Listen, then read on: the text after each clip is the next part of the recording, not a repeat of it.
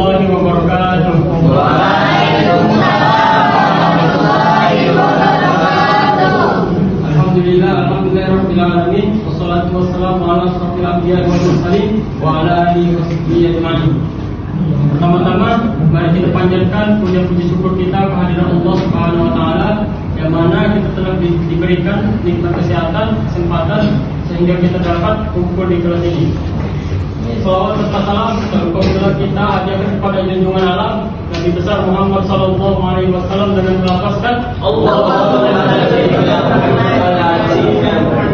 semoga kita mendapatkan syafaat beliau di akhir kelak. Amin. Yang kami hormati Bapak Dr. Sosana Kasih PMA selaku dosen pengampu mata kuliah Hadatul Ulum serta teman-teman yang telah berhadir di kelas ini. Kami dari kelompok 10 ingin mempresentasikan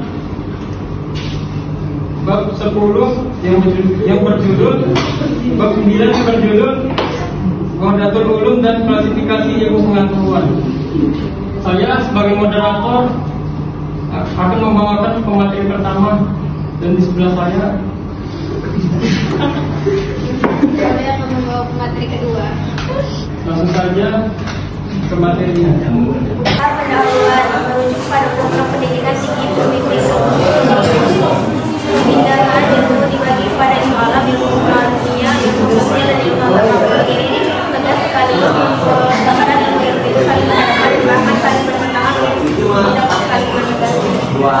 Yang mengetahui bahwa sistem pendidikan di Indonesia menganut dua model pendidikan umum dan pendidikan agama yang diambil oleh satu pesantren madrasah namanya PAI, UIN dan UIN. Pesantren madrasah sekolah agama Islam menyebutkan sekolah dan mengembangkan ilmu. Katakanlah seperti ulum Al-Quran, ulum hadis, fikih, tauhid, kalam, tasawuf, sejarah umum dan lain-lain. Sebagaimana yang telah ditegaskan dari awal untuk menentukan kembali klasifikasi pembidangan ilmu dan makna pembidangan ilmu sendiri.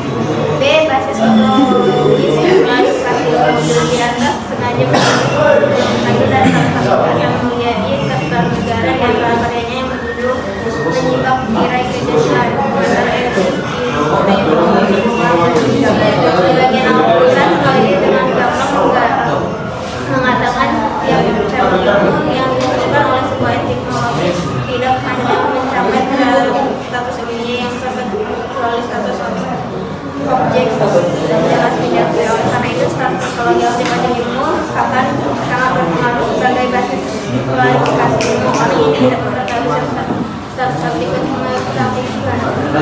fisika tidak akan menghapus status ilmiah dan menjadikan objek tersebut sebagai pemateri subjeknya. Karena kalau status kronologis sebuah objek diragukan, bagaimana kita bisa mencapai pengetahuan tentang objek itu sebagai adanya.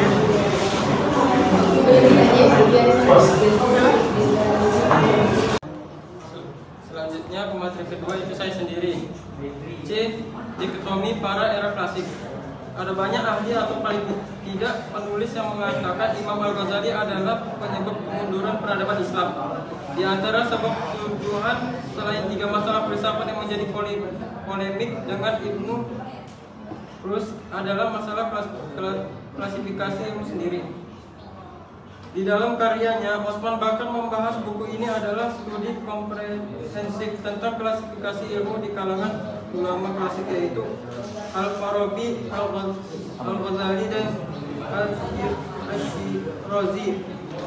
Begitu pentingnya buku ini, maka penulis anjurkan mahasiswa untuk membaca karya Osman Bakar yang menurut penulis sangat menarik.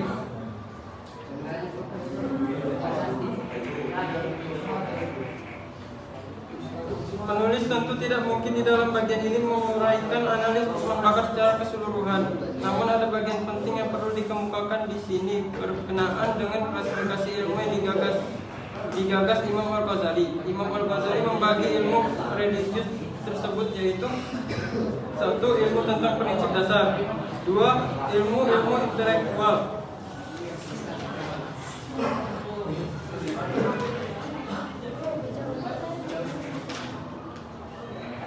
Lebih jauh dari itu, kaitan dengan hukum menurut ilmu juga menjadi problematik sendiri. Penempatan ilmu-ilmu religius sebagai ilmu yang wajib diketahui setiap individu tidak sejatinya memahami agamanya dengan baik. Inilah orang yang beragama dengan ilmu, bukan beragama tapi taklid. Hanya saja menyatakan ada ilmu-ilmu fardu kifayah ternyata menyisakan masalah. Satu sisi jenis pembagian ini abas. Tidak semua orang harus menjadi dokter. Kendati pun di kalangan umat ini harus ada dokter. Jika tidak ada, maka kita akan mengalami kehancuran. Hanya saja ketika menuntut ilmu kedokteran, ilmu kimia, fisika, dan lainnya sebagai fardu kifayah, siapakah yang memastikan bahwa orang yang ahli di dalam bidang ilmu itu ada di antara umat ini?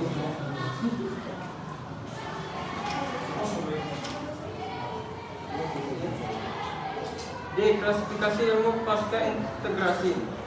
Untuk memperjelas makna dikotomi ilmu agama dan ilmu sekuler ini menarik untuk mencermati apa yang ditulis oleh Aksi Wijaya dengan merujuk Amin Abdullah. Beranjak dari realitas itu, Amin kemudian menawarkan paradigma baru pengembangan epistemologi keilmuan Islam kontemporer dengan cara mengintegrasikan kedua kategori keilmuan umum dan agama tersebut.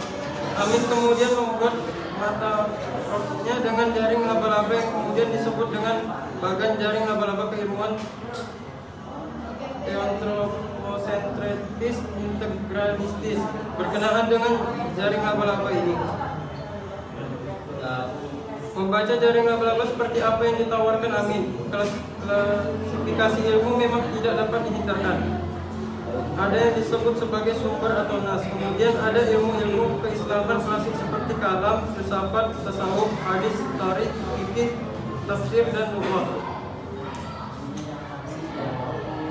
Selanjutnya kita dapat melihat metafora UIN Malang dengan pohon ilmunya. Jika di Jogja ada Amin Abdullah, di UIN Malang terdapat seorang tokoh penting di balik kesuksesan UIN Malang.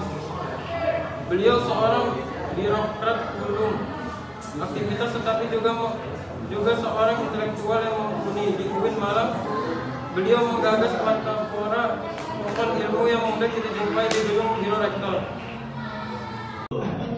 Mungkin sekianlah dari presentasi kami hari ini. Jika ada kata-kata kami yang salah, mohon dimaafkan. Assalamualaikum